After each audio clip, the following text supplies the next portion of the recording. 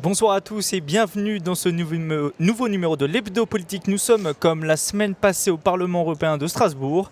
Et ce dimanche, je reçois Marielle de Sarnez, candidate aux élections européennes en Ile-de-France sur la liste UDI-Modem, les Européens. L'Hebdo Politique, Nicolas Kirillovitz.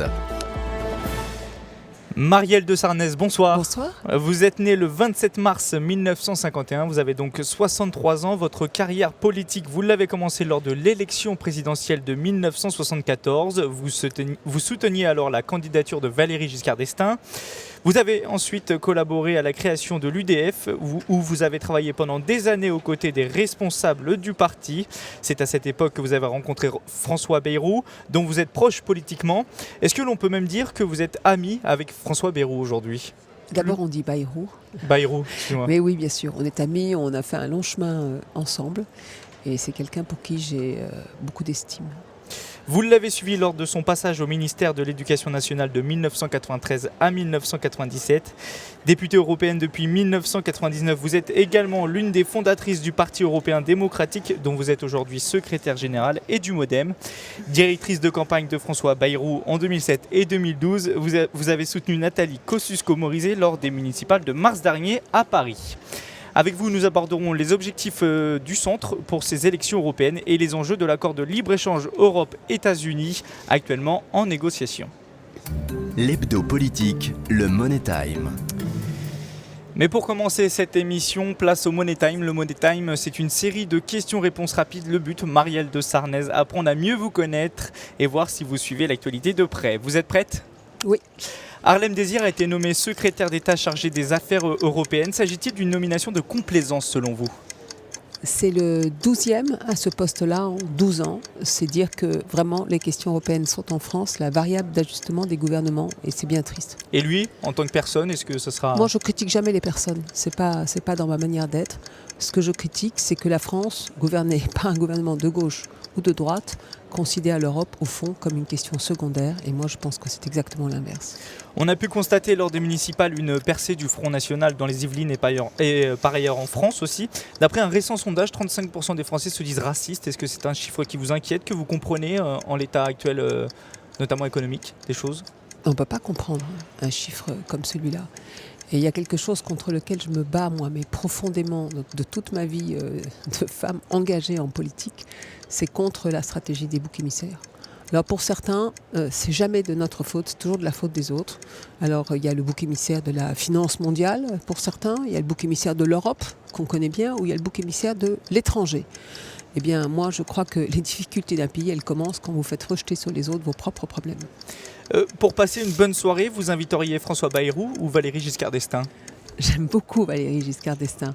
J'ai travaillé à ses côtés pour lui avant la campagne présidentielle, donc dès 1973.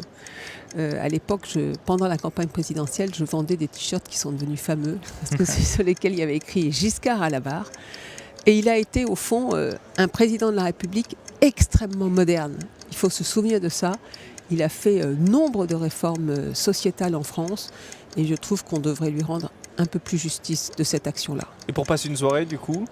Pour passer une soirée, et François Bayrou et Valéry Giscard d'Estaing, je pense que ce serait très agréable. D'accord. En moyenne, une femme est payée 20 à 25% de moins qu'un homme. Quand un homme touche 2300 €, une femme gagne 1850 €. Comment expliquez-vous aujourd'hui, en 2014, encore ces disparités ? Est-ce que c'est un manque de courage politique ? Je ne me l'explique pas. Je trouve que c'est scandaleux. Je trouve que c'est consternant. Je trouve que mon pays, la France, ne s'honore absolument pas d'avoir ce type de politique. J'ajoute qu'on a une discrimination salariale, vous venez de le dire, qu'on a une discrimination dans le type d'emploi et de job fait utiliser où on met des femmes, c'est-à-dire les emplois à temps précaire, les caissières, les emplois de grande pénibilité, avec des roulements qu'on impose et des horaires qui sont absolument absurdes pour des femmes qui ont par ailleurs la charge, par exemple, de leurs enfants. J'ajoute que j'ai honte que mon pays, son Parlement national, soit à plus de 65e position des parlements du monde pour la place des femmes. Donc c'est une honte absolue. Il faut qu'on change le mode de scrutin en France. Il faut qu'il y ait autant de femmes que d'hommes à l'Assemblée nationale, qu'on ait une Assemblée qui ressemble au pays. Et peut-être que là, on réglera définitivement la question des discriminations au travail. Quel est le dernier film que vous êtes allé voir au cinéma ? Le dernier film que je suis allée voir, c'est une super bonne question parce que là, je sors d'une campagne. Je suis allée voir Au bout du monde. Un film sur les... Je dis ce que c'est. Oui, allez-y. C'est un film sur les 100 domiciles fixes de Paris, qui est un film qu'il faut aller voir. Très bien. L'hebdo politique sur Sensation. On rentre désormais dans le vif du sujet, on va aborder ces élections européennes, des élections qui sont l'une des causes du rapprochement en France entre l'UDI et le MoDem ces derniers mois. Les deux partis du centre ont monté ensemble des listes. Vous êtes d'ailleurs tête de liste en Ile-de-France, Marielle de Sarnez. L'objectif annoncé est clair, un score à 2 chiffres le 25 mai prochain. Pour l'instant, les instituts de sondage vous donnent entre 9 et 10% des intentions de vote. Vous regardez ces intentions de vote ou vous passez outre ? C'était bonnes intentions de vote de début de campagne, avant que la campagne ne démarre, c'est bien. Ça veut dire qu'on a quelque chose de stable là, autour de 2 chiffres. Donc ça nous va à Jean-Marie Cavada, qui est le numéro 2, et à moi-même, et à Chantal Joanneau, qui est sur la liste.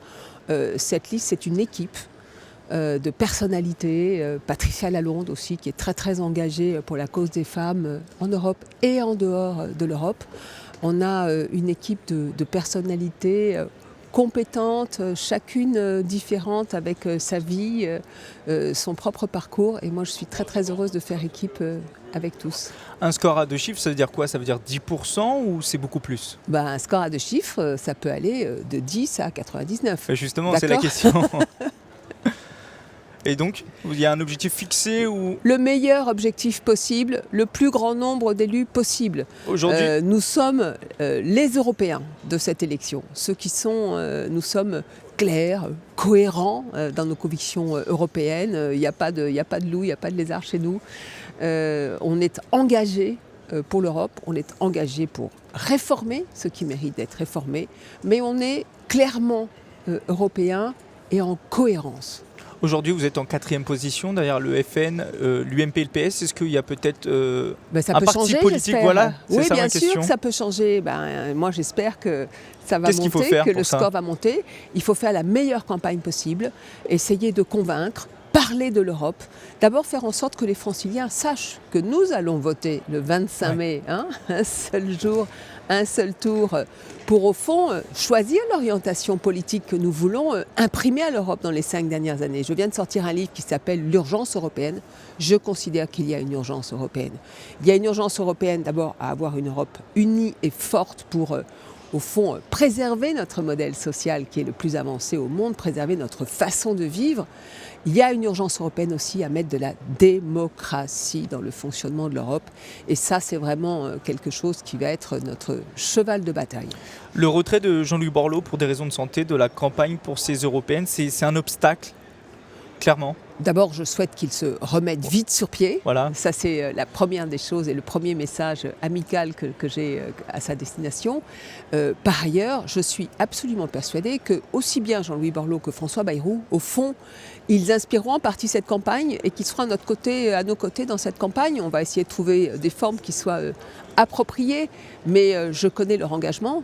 Il est absolument total, de l'un comme de l'autre.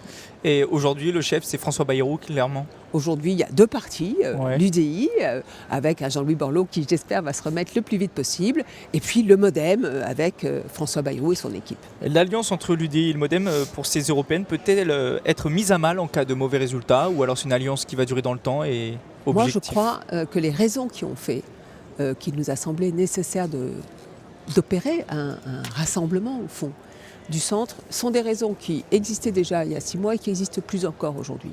On a besoin de diversifier l'offre politique en France. On a besoin de ne pas être enfermé entre, au fond, choisir l'UMP ou choisir le Parti socialiste. Et on le voit bien quand on regarde la politique nationale tous les jours. On a besoin, c'est ce qu'on dit beaucoup avec François Bayrou, d'un parti qui ne soit pas sectaire, d'un parti qui soit capable de porter un certain nombre de jugements sur l'action publique et politique en cours, sans compromission, mais en même temps avec une capacité de soutenir quand ça va dans le bon sens. Et qui d'autre peut le faire que le centre et les centristes ? On pense déjà à 2017 ou pas au centre ? Au centre, on pense à une chose, c'est à la France et à l'Europe, à notre pays. Et moi, je n'ai pas du tout envie, au fond, de m'omnibuler sur 2017, alors que c'est dans 3 ans et que c'est maintenant qu'il faut faire les efforts pour redresser notre pays. Jean Lassalle a pris la parole à l'Assemblée nationale, notre député MoDem, pour souhaiter bonne chance à Manuel Valls. Nous souhaitons tous qu'il y ait possibilité de succès ou de réussite. Alors on peut considérer que ça aurait été mieux que Manuel Valls ait été nommé il y a 2 ans, que ça aurait été mieux que François Hollande clarifie sa politique depuis le début. Tout ça est juste, tout ça est vrai. Mais en même temps, si Manuel Valls peut avancer d'une façon positive sur un certain nombre de réformes qui sont incontournables et nécessaires pour notre pays, bien nous dirons évidemment que nous approuvons cette direction-là. Une partie des forces du centre en Europe sont réunies sous la bannière Alliance des démocrates et des libéraux de l'Europe. Vous en êtes la vice-présidente. Vous avez actuellement 84 députés européens sur 766. Là aussi, est-ce qu'il y a un objectif de nombre de députés? Est-ce que le minimum, c'est de faire au moins aussi bien? Il y a 2 objectifs, en fait. Allez-y, je vous écoute. Il y a un, consolider notre place et notre rôle, qui est un rôle central et une place centrale sur l'échiquier politique du Parlement européen. D'un côté, il y a les conservateurs, la droite. De l'autre côté, il y a les socialistes. Le PPE et le socialiste. PPE, PSE. Et nous, au centre, nous formons cette alliance des démocrates et des libéraux. Il faut rester la 3e force politique. Mais c'est très important parce que ça veut dire qu'il y a d'autres choix que la simple majorité, opposition, droite, gauche, que la question de l'Europe, elle n'est pas simplement une question de droite ou de gauche, que c'est une question où les Européens ont à dire un certain nombre de choses et à porter des réformes. Et puis la deuxième chose que je veux dire, c'est que nous soutenons comme président de la Commission, comme candidat à la présidence de la Commission, Guy Verhofstadt, qui est le président de ce groupe au Parlement européen et qui a toutes les qualités pour être l'homme de la situation à la tête de la Commission. Malheureusement, il est peu connu aujourd'hui face aux autres candidats. Il est d'abord beaucoup plus connu que les autres candidats, vous vous trompez. Il parle parfaitement bien français, il est polyglotte, il va venir d'ailleurs en France faire la campagne, il va venir nous soutenir, nous, la liste UDI Modem d'Île-de-France, le 13 mai en Île-de-France, donc je vous donne rendez-vous pour passer un moment avec lui. Il sera présent au grand meeting que nous organisons le 18 mai en région parisienne. Il va être très impliqué dans la campagne, c'est un homme d'expérience, 10 ans Premier ministre de Belgique. Et donc ça, c'est une grande et bonne expérience du dynamisme, de l'énergie, de l'empathie, du volontarisme. Vous verrez dans les débats télévisés, entre le candidat du PSE, le candidat du PPE et Guy Verhofstadt, pour moi, il n'y aura pas photo. On parle du Front National maintenant. Le Front National est placé en tête des sondages pour le moment avec à peu près 24% des voix. Il propose notamment une refonte complète de l'Europe, on le sait, un retour à la souveraineté nationale.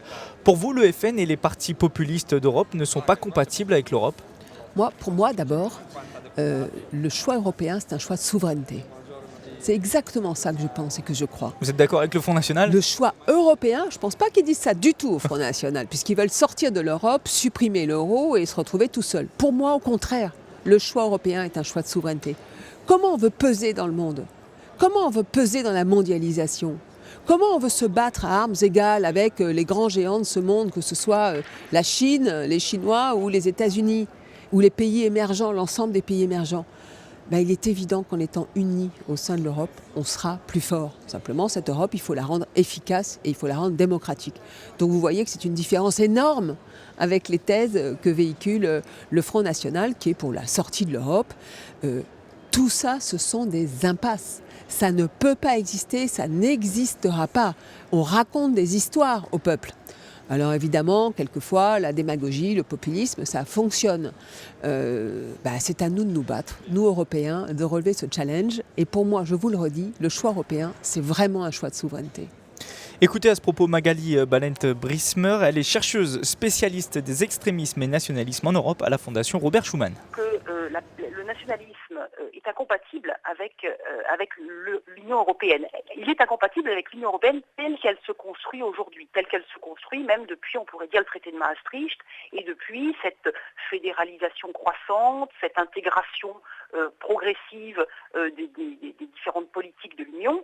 Là, oui. Par contre, c'est pas forcément incompatible, le nationalisme, autrement dit le retour aux souverainetés nationales, avec une autre forme d'Union européenne. C'est d'ailleurs ce que disent ces partis, c'est qu'ils sont prêts à envisager une autre Union européenne qui serait précisément une Union européenne intergouvernementale, qui serait une Union européenne basée sur la coopération volontaire entre États qui pour autant ne perdraient pas leur souveraineté nationale. Voyez. Donc c'est quand même un petit peu l'idée, c'est que oui, c'est incompatible avec l'Union européenne d'aujourd'hui, mais dans l'absolu, ça n'est pas forcément incompatible avec toute forme d'Union européenne, toute forme d'organisation supranationale. Marielle de Sarnez, vous êtes pour toujours plus d'Europe, vous, plus de fédéralisme, c'est ça? Non, je suis pour mieux d'Europe. Plus d'Europe là où il en faut plus. Je veux que l'Europe se recentre sur l'essentiel et redonne aux territoires, aux régions, aux villes, aux États membres du pouvoir, par exemple normatif. On a assez de normes. Il faut que l'Europe arrête de décider des normes matin, midi et soir. On n'a pas besoin, au fond, de tout réguler, de tout contrôler, de tout prévoir, de tout écrire. Il faut que l'Europe se consacre, se recentre sur l'essentiel. L'essentiel, c'est la croissance et l'emploi. Comment on fait? Quels sont les nouveaux outils qu'on peut mettre à disposition pour aider à créer la croissance européenne et à favoriser l'emploi. Il faut qu'on se concentre sur les grandes questions, par exemple, de développement durable, parce que là, on est mieux à même, ensemble, de faire changer les choses dans le monde. Il faut qu'on se concentre sur les grands enjeux, par exemple, de politique énergétique. Il faut qu'on se concentre sur les grands enjeux qui sont, par exemple, toute la question des flux migratoires. Il faut qu'on se concentre sur les grands enjeux qui sont nos relations avec les pays et les continents, par exemple, comme l'Afrique. Et il faut enfin qu'on se concentre sur les grands enjeux qui sont des enjeux de diplomatie et des enjeux de défense, pour aller vite. Pour le reste, ce qu'on appelle principe de subsidiarité. C'est-à-dire que ce qui peut être fait au plus près du citoyen doit être fait prioritairement au plus près du citoyen, dans les villes, dans les régions ou dans les États. Quelles sont les principales propositions du centre pour ces européennes? Est-ce que vous voulez toujours l'élection d'un président de l'Union européenne au suffrage universel notamment? Moi, je pense que la grande question de l'Union européenne et la manière de faire reculer les populismes, c'est d'arrêter, au fond, de faire l'Europe entre spécialistes, entre guillemets. C'est ça le sentiment qu'ont les gens quand ils regardent comment ça fonctionne. Et de la faire enfin, que l'Europe devienne enfin l'affaire des peuples. Et pour que ça devienne l'affaire des peuples, il faut que les citoyens pèsent sur les choix qui sont faits ou qui se feront en Europe. Il faut qu'ils pèsent par le biais de leurs parlements nationaux. Il faut que les parlements nationaux soient en fait en coopération avec nous, Parlement européen, en codécision avec nous, Parlement européen. On ne peut pas considérer que l'Europe, les affaires européennes, c'est affaire étrangère ou c'est affaire de Bruxelles. Ce sont nos affaires, à nous Français. Et il faut qu'on s'en saisisse. Au Parlement, par exemple. Et puis qu'un jour, à terme, les peuples européens puissent choisir un président ou une présidente pour l'Europe avec les orientations politiques qui iront avec. On parle aussi de l'instauration d'un SMIC européen au centre. C'est vrai, ça, c'est réalisable? Il y a quelque sérieusement chose de très important pour nous, c'est de mettre fin, si possible en 5 ans, à toutes les disparités fiscales et sociales que nous avons au cœur de la zone euro. On a une monnaie en partage, un certain nombre de pays. Et on ne peut plus supporter ou tolérer des disparités fiscales. Avoir là, par exemple, italien. En France, un impôt sur les sociétés à 35% et là, en Irlande, à 12%. Alors, ça veut dire quoi? Ça veut dire probablement en France, il y a certains impôts qu'il faut baisser. Et probablement dans d'autres pays, il y a certains impôts qu'il faut augmenter. C'est la même chose pour les charges sociales. Eh bien, il faut que les chefs d'État et de gouvernement, à l'issue des élections, se mettent autour de la table, qu'ils aient reçu le message populaire des peuples d'Europe et qu'ils mettent fin aux disparités sociales, fiscales. Et donc, ça veut dire qu'ils mettent fin, enfin, à tous les dumpings qui sont pratiqués au sein même de l'Union européenne. Je vous propose maintenant de faire une pause musicale et on se retrouve tout de suite après. On parlera économie et l'accord de libre-échange transatlantique. L'hebdo politique sur Sensation. De retour dans l'hebdo politique, toujours en compagnie de Marielle de Sarnez, députée européenne et candidate pour un nouveau mandat sur la liste Les Européens de l'UDI et du MoDem en Ile-de-France. Dans cette deuxième partie de l'émission, nous allons aborder un sujet sensible et finalement très peu connu du grand public. Je parle de l'accord de libre-échange entre l'Europe et les États-Unis. Si le projet aboutit d'ici 1 an, normalement, il s'agira de la plus importante zone de libre-échange de l'histoire, couvrant plus de 46% du PIB mondial. Et pourtant, l'opinion publique ne connaît quasiment rien de cet accord en cours de négociation. Comment c'est possible ça? Ça ne devrait pas être possible. Et c'est ça qui doit changer. Quand je vous dis qu'il faut que l'Europe devienne démocratique, c'est absolument vital. On ne peut pas aller négocier un accord avec les Américains sans que les parlements nationaux, sans que les chefs d'État, c'est aussi de leur responsabilité. Quand le président de la République française vient de temps en temps s'adresser aux Français, est-ce qu'il nous parle en détail de ce qui va pouvoir peut-être se faire avec les Américains? Est-ce qu'il nous dit quels sont les enjeux, quels sont les risques, quelles sont au fond les lignes à ne pas franchir? Non, pas du tout, pas un mot. Est-ce qu'on a eu des débats au Parlement national français? Est-ce que les parlementaires français, députés et sénateurs, se sont saisis de cet accord de partenariat transatlantique? Non. Bien, tout ça ne va pas. Il faut, vous savez, faire exactement la même chose en Europe que ce qui se passe aux États-Unis. Pour cette question-là. Aux États-Unis, vous allez au Congrès américain. Tous les jours, vous avez les femmes et les hommes au Congrès américain qui défendent les intérêts des Américains et qui disent Oui, on peut passer un accord de libre-échange, on peut passer un accord de partenariat avec les Européens. Mais nous avons des intérêts à défendre. Et où est-ce qu'on entend ça de la part des Européens? On l'entend un peu au Parlement européen, on l'entend absolument pas ni au Conseil des ministres, ni dans la bouche des chefs d'État et de gouvernement des États membres de l'Union européenne, ni dans les parlements nationaux. Eh bien, ceci ne peut plus durer comme ça. Là, il faut que ce soit exactement les travaux pratiques d'une nouvelle Europe démocratique et qu'au lendemain de l'élection, les corps intermédiaires, les parlements nationaux, les chefs d'État et de gouvernement, les responsables, les gouvernements, les gouvernants se saisissent de cette question pour que ça fasse écho aux préoccupations des opinions publiques. Vous pensez qu'aujourd'hui, que le sujet est trop sensible et finalement on a trop à perdre, nous, Européens, pour le mettre sur le devant de la table et qu'on cherche finalement à l'étouffer? On n'en est qu'au tout début du prémisse, donc je ne vais pas créer la peur pour rien. Bien sûr. Après, on a des intérêts à défendre. Et c'est légitime de défendre les intérêts des Européens. C'est légitime. Comme les Américains sont légitimes à défendre les intérêts des Américains. Alors il faut qu'on cerne quels sont nos intérêts en matière agricole, en matière de respect des normes. On a des normes très exigeantes en Europe. Il ne faut pas du tout que le niveau d'exigence de ces normes soit abaissé pour accueillir un certain nombre de produits américains qui ne respecteraient pas les mêmes normes. En même temps, aux États-Unis, il y a des choses intéressantes comme ce qu'on appelle le Small Business Act, qui est une protection de leurs entreprises pour les marchés publics. Elles sont privilégiées pour l'accès aux marchés publics. Pourquoi pas faire la même chose en Europe? Donc on a des choses à regarder, mais en tout cas, la première des choses, c'est que tout cela doit être l'objet d'un débat démocratique approfondi, le plus large possible, avant de trancher de la question. Alors, d'après ceux qui font l'éloge de cet accord de libre-échange, on peut espérer jusqu'à 1 point de croissance en plus, des embauches, beaucoup d'embauches, et 120 milliards d'euros injectés tous les ans dans l'économie européenne. Finalement, c'est une bonne nouvelle, cet accord. Non, ça c'est un peu de la méthode Coué, un peu des plans sur la comète. On verra où on en sera dans 1 an, 2 ans, 3 ans. Il ne faut pas que ça se fasse au détriment des intérêts européens, je le répète. Moi, c'est simple, c'est ma ligne rouge.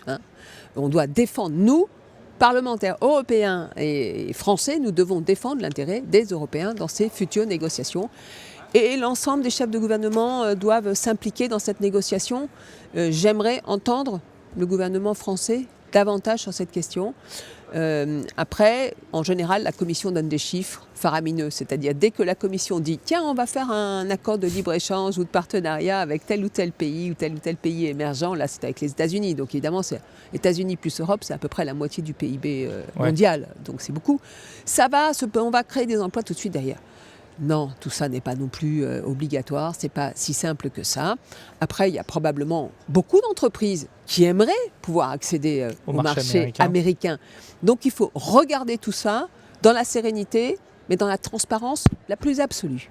Beaucoup de gens critiquent en tout cas cet accord, ou plutôt les négociations en cours. Écoutez ces quelques réactions et commentaires que nous avons recueillis. Je n'ai pas du tout suivi ça. Je sais qu'il y a une quinzaine d'années, il y avait eu les premiers accords, le GATT, mais je ne sais pas du tout ce qui nous attend. J'imagine que les États-Unis cherchent à faire en sorte que la France et l'Europe ouvrent plus largement leurs frontières. Moi, ça me fait un peu peur parce que ça veut dire qu'on ouvre n'importe quel marché européen aux Américains, donc ce qui est bien parce que ça va relancer les exportations, mais en même temps, ça peut aussi vouloir dire qu'on sera obligé de libéraliser la culture, par exemple, même si le gouvernement français veut défendre la culture française, mais ça n'empêche pas, il veut faire une exception française sur la culture, mais ça n'empêche pas qu'on est obligé d'ouvrir des marchés et donc de libéraliser tout, et ça peut poser un problème. Peut-être qu'il faudrait négocier quand même certaines restrictions, peut-être sur certains marchés, pour permettre en Europe à certains marchés de se développer sans être tout de suite attaqués par des entreprises américaines. Après, le libre-échange, c'est aussi créateur de richesses. C'est peut-être un petit peu pour faire la nique à la Chine, peut-être. C'est un petit peu, à mon avis, pour leur faire comprendre aux Chinois et à tous ces pays émergents en Asie et peut-être même en Afrique que l'Occident est encore là. Vous l'avez entendu dans ce micro-trottoir, la crainte semble prendre le pas sur l'enthousiasme, clairement. Est-ce que libre-échange, ça signifie toujours plus de produits américains en Europe ? Ça peut signifier aussi davantage de produits européens aux États-Unis. Mais il faut voir à quelles conditions. Moi, je n'ai pas du tout envie d'ouvrir nos frontières, de déstabiliser notre agriculture européenne, qui est un de nos atouts absolument majeurs, et faire rentrer chez nous des produits qui ne respecteraient pas les normes sanitaires ou environnementales dont nous nous sommes dotés en Europe. Donc une grande prudence sur tout ça. Regardons, ne créons pas de peur pour rien, ça c'est vraiment pas la peine, surtout que le monde dans lequel on est déjà assez dangereux. Donc pas de fantasme, mais en même temps, il faut absolument tout mettre à plat. Il faut absolument savoir quels sont les intérêts des Européens que nous devons défendre les uns et les autres. Pas seulement la Commission de façon un peu opaque, mais l'ensemble des responsables politiques des États membres et en Europe. Alors je ne veux pas faire peur aux gens, mais est-ce que demain, concrètement, on pourra avoir de la viande traitée aux hormones dans nos assiettes il faut aux États-Unis? s'y opposer. Il faut vitalement s'y opposer. On s'y est opposé avec le Canada dans l'accord Canada-Union européenne. Quand l'Union européenne dit non, elle dit non. Et puis après, voilà, ils peuvent discuter, mais en tous les cas, nous, on ne peut pas laisser passer chez nous des produits alimentaires qui ne respecteraient pas les normes sanitaires dont nous nous sommes dotés. C'est même chose pour impossible. Les produits OGM, du coup? Pareil, la même chose. On a nos normes, on a une exigence chez nous, on a une excellence au fond dans l'exigence, souvent dans l'Union européenne. Il ne s'agit en aucun cas de la rabaisser, en aucun cas. Il faut la préserver. Ça fait aussi partie de la souveraineté européenne, de décider de préserver une façon de vivre, un modèle de société et une certaine qualité dans ce que nous produisons et faisons. Un mot enfin sur la proposition des États-Unis qui vise à autoriser les entreprises à attaquer les gouvernements s'ils mettent en place des politiques contraires à leurs intérêts. C'est probablement le sujet d'inquiétude numéro 1 en Europe. Est-ce que ça va arriver aussi? Je n'y suis pas du tout favorable. Et donc, mais la Commission, je crois... Non, mais moi, la Commission, elle peut dire ce qu'elle veut. Elle propose, elle a un pouvoir d'initiative, mais ça n'est pas elle qui a le dernier mot. Ça revient en partie au Parlement européen qui est un peu en codécision sur toutes ces questions. Ça revient aux chefs d'État et de gouvernement. Ça revient aux parlements nationaux. C'est pour ça que je dis qu'il faut se saisir du débat. C'est évidemment très problématique d'imaginer que des entreprises puissent aller imposer quelque chose à un État, qu'un tribunal puisse conclure que telle grande entreprise, contrairement à ce que dit la loi en France, elle a le droit de faire telle ou telle chose. C'est juste pas admissible si on veut conserver notre souveraineté. Donc moi, je veux pas seulement conserver notre souveraineté, je veux même la garantir, je veux même la renforcer. Et c'est pour ça que je crois à l'Europe et c'est pour ça que je veux une Europe unie, forte et politique. On écoute un dernier expert, Sylvain Fontan, économiste et créateur du site internet l'économiste.e sur ces négociations. L'accord correspond à une logique géoéconomique dans une vision stratégique de long terme. En effet, le projet d'accord apparaît comme le moyen pour l'Europe et les États-Unis de conserver un rôle de leader dans un commerce mondial dont le centre de gravité bascule progressivement vers l'Asie. C'est particulièrement vrai dans la vision américaine qui adopte de plus en plus une stratégie d'enfermement vis-à-vis de la Chine, avec en parallèle de cet accord un projet de libre-échange transpacifique avec plusieurs pays asiatiques, à l'exception notable de la Chine. Est-ce que le but de cet accord, c'est aussi de contrer, on l'avait entendu dans le micro-trottoir, la puissance chinoise et de garder un certain monopole occidental? Mais il y a certainement des tas d'arrière-pensées. Simplement, moi, je crois pas du tout ça. Je crois même que l'Europe, elle est faite pour exister en tant que telle et pour que le monde ne soit pas binaire. Entre grosso modo, on va dire l'Occident, les États-Unis d'un côté et puis le reste du monde, l'Asie, la Chine de l'autre côté. Et c'est pour ça que je pense qu'on a besoin d'une Europe forte.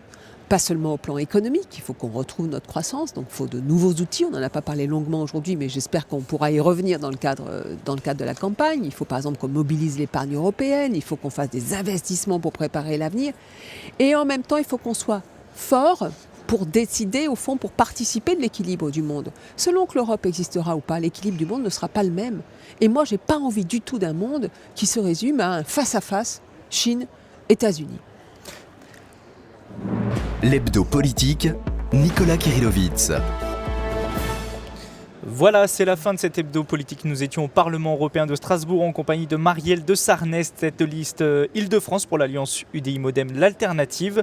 Merci à vous d'avoir participé à cette émission. Merci à vous. Quant à nous, chers auditeurs, on se retrouve la semaine prochaine à 18h sur Sensation pour la dernière émission ici à Strasbourg. Je recevrai Jean-Marie Cavada, le numéro 2 de votre liste. Bonne fin de week-end à tous. Très bon numéro 2. Très bon numéro 2. Bonne fin de week-end à tous. L'hebdo politique sur Sensation.